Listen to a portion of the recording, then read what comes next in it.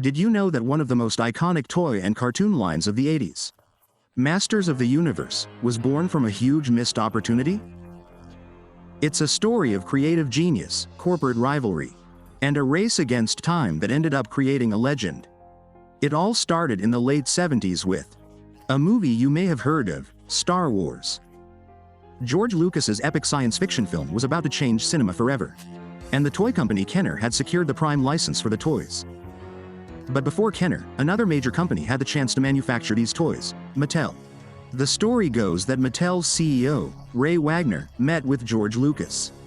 Lucas presented his space opera, but Wagner, unimpressed with the presentation and perhaps skeptical of the film's potential, refused.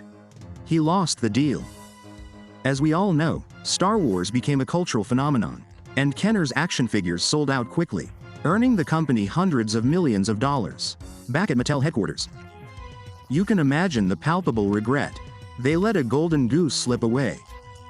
The pressure was immense to create their own successful toy line, something that could compete with the giant Star Wars.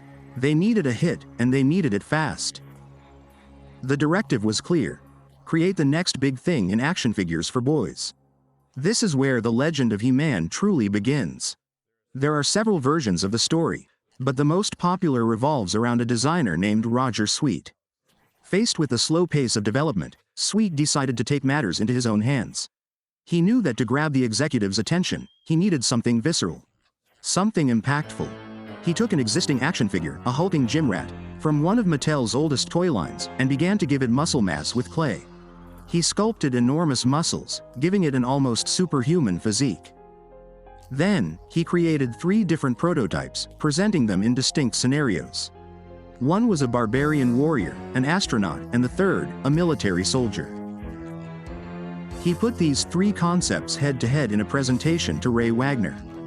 According to Sweet, he held up the barbarian figure and declared, "This is him, man. The most powerful man in the universe." He argued that boys wanted to feel powerful, and this figure perfectly embodied that fantasy. Wagner was convinced, and the barbarian concept was approved.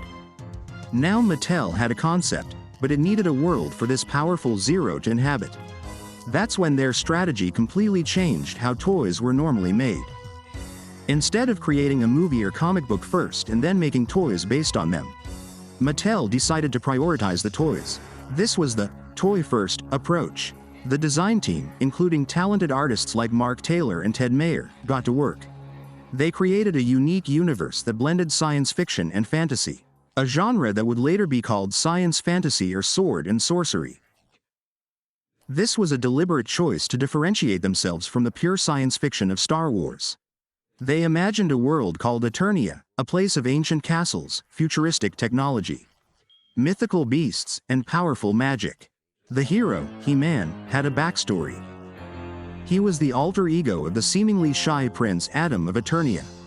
When Adam raised his magic sword and shouted, "By the power of Castle Grey, I have the power," he transformed into the powerful He-Man.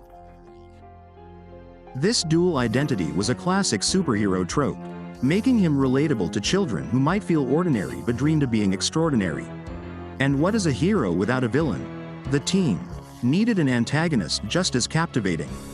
Enter Skeletor, with his terrifying skull face, menacing hood, and muscular blue body. Skeletor was the perfect nemesis. A master of dark magic, he was constantly plotting, conquering Castle Grey and unlocking its ancient secrets to obtain ultimate power. His design was so striking and memorable that he became as popular, or even more so, than He-Man himself. With the hero and villain defined, Mattel created the rest of the cast. They formed a diverse line of heroic warriors and villainous henchmen. On the side of good, there was Man-at-Arms, the loyal weapons master and mentor; Tealer, the fierce captain of the guard, and the mystical fountain. For the villains, Skeletor was joined by characters like the hairy and foolish Beast Man, the treacherous Triton, and the cunning and evil Lyn. Each character was designed with a unique look and a specific function.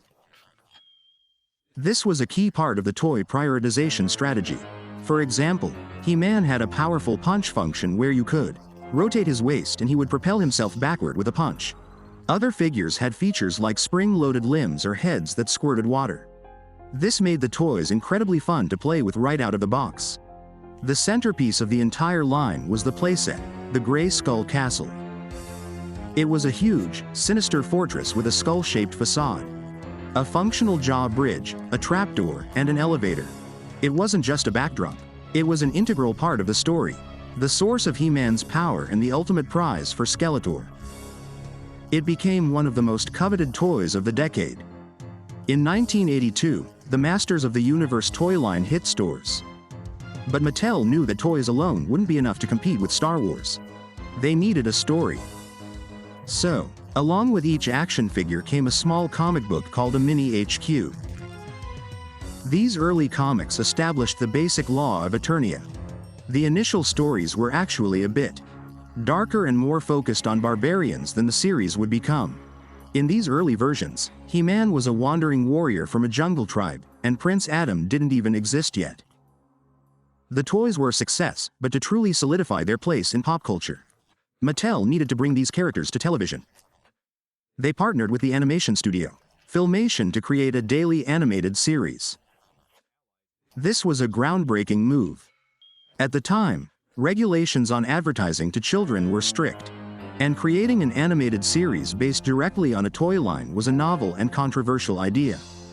The cartoon, He-Man and the Masters of the Universe, premiered in 1983 and was an instant success. Filmation softened some of the darker elements of the mini-comics. They introduced Prince Adam's secret identity, which added a new layer to the character. They also gave the cartoon a strong moral compass. Each episode ended with a character, usually He-Man himself, delivering a brief lesson to the audience on themes such as honesty, friendship, or courage. This not only pleased parents and broadcast regulators, but also won over millions of children.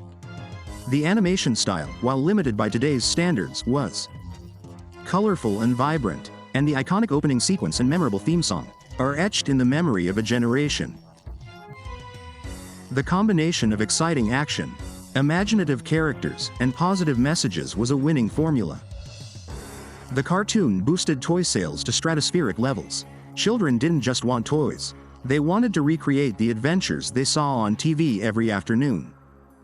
The Masters of the Universe franchise became a commercial phenomenon, dominating the boys' toy market for years, grossing over $2 billion by the mid-1980s. The franchise expanded to include everything from lunchboxes and bedsheets to video games, and a live-action film in 1987 starring Dolph Lundgren as He-Man.